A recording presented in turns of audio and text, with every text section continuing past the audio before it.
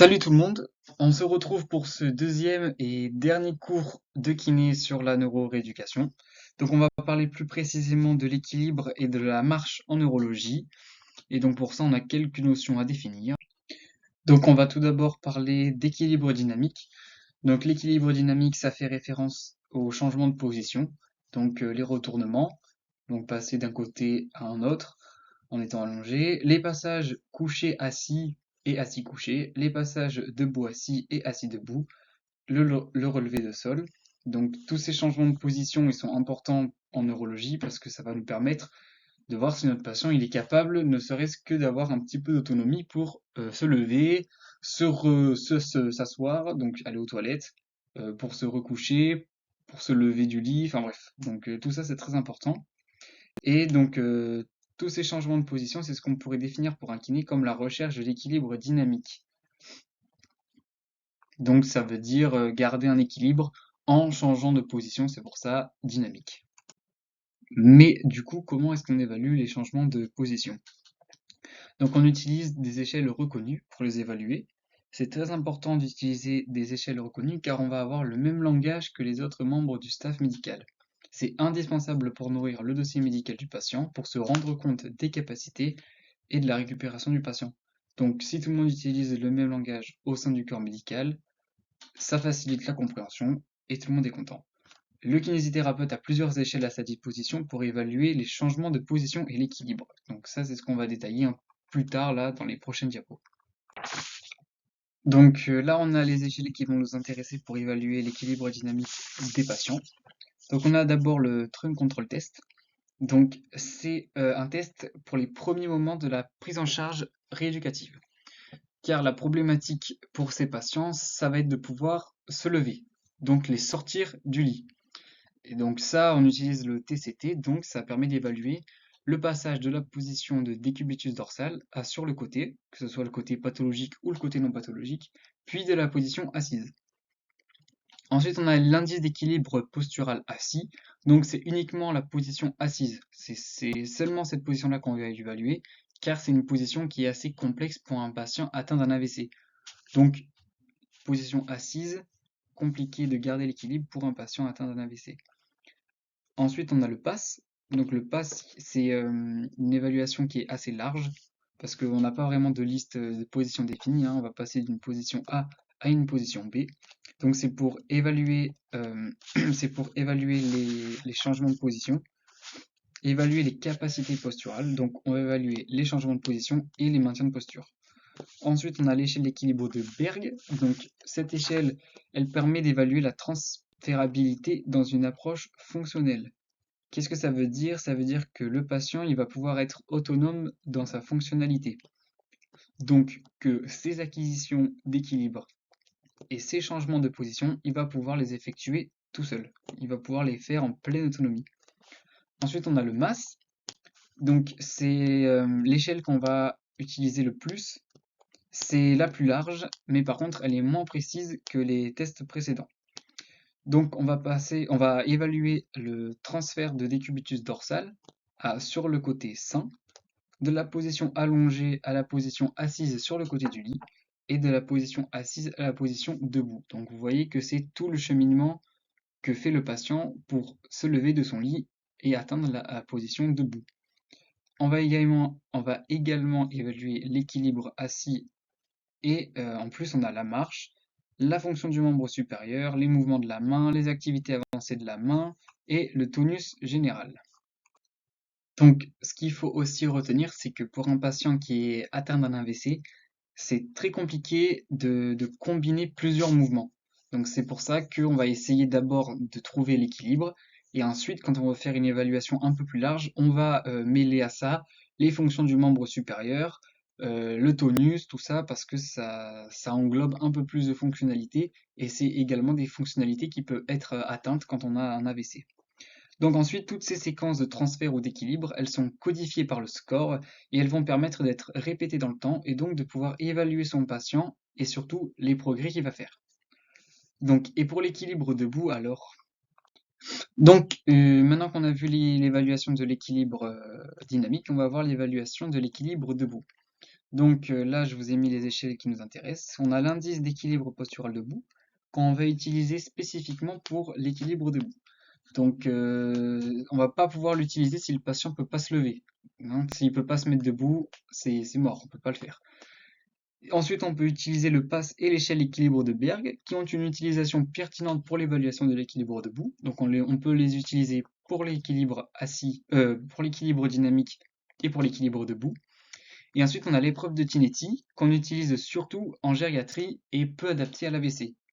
Donc je j'ai pas plus de choses que ça à détailler. J'ai dit l'essentiel. Il faut juste rajouter que si le patient il peut pas être verticalisé, donc s'il peut pas se mettre debout, on inscrit non applicable pour ces échelles. Donc on va pas les faire tout simplement. Si le patient peut pas se mettre debout, il n'y a pas d'équilibre, c'est sûr. Donc maintenant on va retourner sur la carte mentale qu'on avait vue sur la vidéo précédente. Donc on va parler des performances de marche. Donc l'objectif numéro 1 pour tout patient neurologique ou atteint d'un AVC, c'est de retrouver la marche et le déplacement. Parce que du coup, ça rajoute quand même une sacrée autonomie de pouvoir se déplacer seul, sans aide, que ce soit matérielle ou humaine. C'est très important de pouvoir se déplacer tout seul. Et c'est donc ce qu'on va rechercher absolument pour un patient atteint d'un problème neurologique. Donc, pour évaluer les performances de marche, on peut utiliser l'évaluation quantitative adaptée, qui va donc évaluer le périmètre, l'endurance, la vitesse, le nombre de pas. Donc, ces données qu'on va récupérer en faisant des petits tests aux patients, c'est des données qu'on va pouvoir comparer pour ce même patient. Donc, on va regarder son évolution, enfin l'évolution des données en fonction du temps, en fonction de l'espace qui sépare le premier test qu'on fait avec le patient et un deuxième test. Donc, ils veulent voir si il s'améliore, on va dire. Et ensuite, on a des échelles un peu plus globales. Donc, on a le test des 6 minutes, le test des 10 mètres, le TUG, Time Up and Go, et le MAS.